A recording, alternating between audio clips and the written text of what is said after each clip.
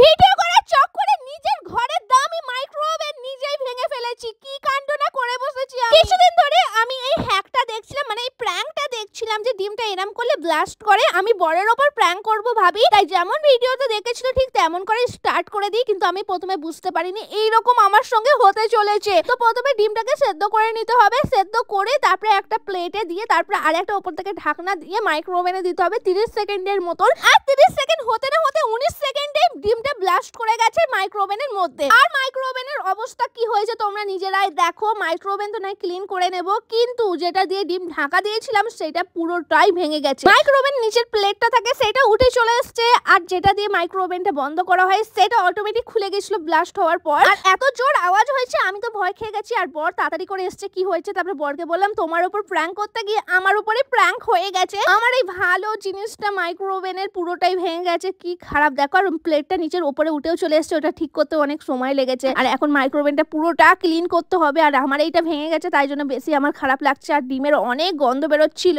পুরো ঘরটা ডিম ডিম গন্ধ হয়ে গেছে ব্লাস্ট করার পরে। তো তোমরা যদি এরকম হ্যাক দেখে থাকো বা কোনো রকম প্র্যাঙ্ক করতে চাও অবশ্যই একবার ভেবে নিও, না হলে তোমাদের কারে এরকম পস্তাতে হবে আমার মতো।